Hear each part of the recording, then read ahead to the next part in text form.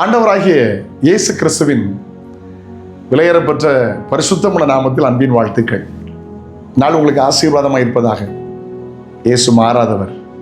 அவர் நேற்றும் இன்றும் என்றும் மாறாதவராக இருக்கிறார். அவர் எவர்லாஸ்டிங் ஃபாதர், முடிவில்லாத தகப்பன். பாருங்க, நான் சிறுவனாக இருந்தேன், தகப்பனாய் மாறினேன், இப்போ தாத்தாவை மாறிட்டேன். பேர பிள்ளைகள் இருக்காங்கல்ல, அவர் அப்படி இல்லை.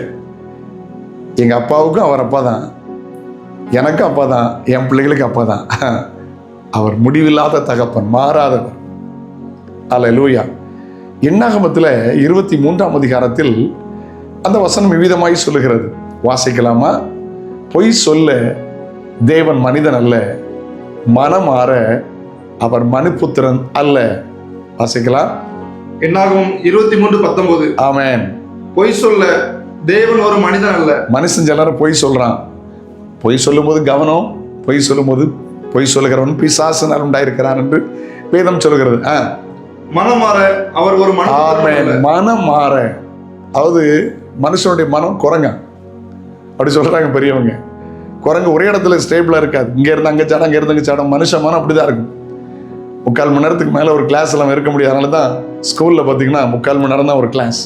டக்குன்னு மனம் மாறிடுவான்.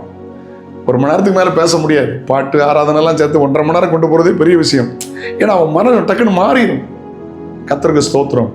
உண்மை சம்பவங்கள் என்கிற ஒரு புஸ்தகத்தில் ஒரு சம்பவத்தை வாசித்தேன். ஒரு ஜான் என்கிற ஒரு கிராமத்தில் உள்ள ஒரு கருப்பட்டி வியாபாரி தெருவா கோவி கோவி கருப்பட்டின்னு வித்தார். ஒழுங்கா ஜபிப்பார், ஒழுங்கா ஆராதனைக்கு போவார், தசம பாகம் கொடுப்பார். நாளுக்கு நாள் ஒரு பெரிய பணக்காரனா மாறிட்டார். அல்லேலூயா. வியாபாரங்கள் வர்த்திக்க பண்ணது. இப்போ கொஞ்சம் கொஞ்சமா ஆலயத்தை விட்டுட்டார். கடமை கிறிஸ்தவராய் மாறி போனார். பண்டிகைகளுக்கு வருகிறது, மற்ற நாட்கள் வருகிறதில்லை. ஒரு முறை வியாபாரத்தை முடித்து வரும்போது ஒரு விபத்து. பாறையில தடிக்க விழுந்து பல் 2 உடைஞ்சு போச்சு. நிறைய பணம் இருந்துச்சுல்ல, தங்கப்பல் கட்டிட்டார். தங்கப்பல் கட்டி நல்ல எல்லாரும் பார்க்கணும், சிரிக்கும் போது பார்க்கணும், நான் பணக்காரன்னு தெரியணும். சிலருக்கு அப்படி ஒரு எண்ணம் வந்துடும். தாழ்வில் நினைத்தவரை துதியுங்கள். ஆமென்.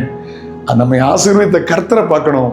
நான் பணக்காரன் யாரும் பார்க்க வேண்டாம், நான் உயர்ந்தவன் யாரும் பார்க்க வேண்டாம், என்னை உயர்த்தின கர்த்தரை பார்க்கட்டும், என்னை உயர்த்தின இயேசுவை பார்க்கணுங்கிற எண்ணத்தோடு வாழுங்கள்.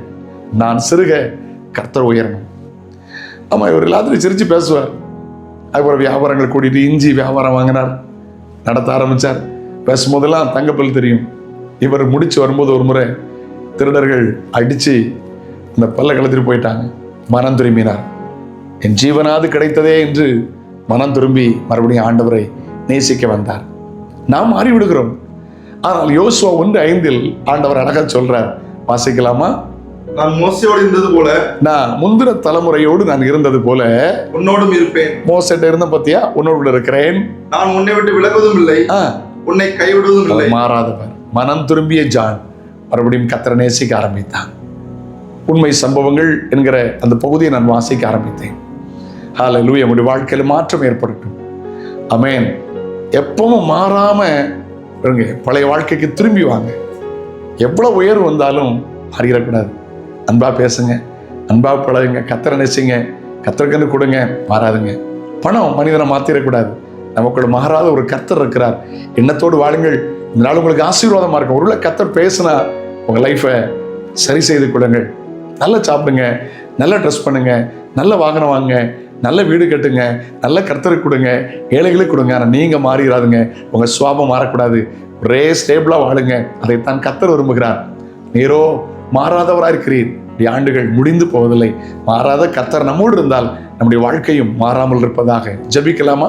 தகப்பனே, நீர் மாறாதவர். ஏசப்பா, நாங்களும் அதே போல வளர்க்கிறவிதான் இந்த நாள் பிள்ளைகளுக்கு ஆசீர்வாதமாக இருக்கட்டும். இயேசுவின் நாமத்தில் ஜெபங்கள் பிதாவே. ஆமென், ஆமென். நாளை உங்களை சந்திக்கிறேன். அதோட ஆண்டோட கிருபை உங்களை தாங்கட்டும். God bless you. Have a nice day.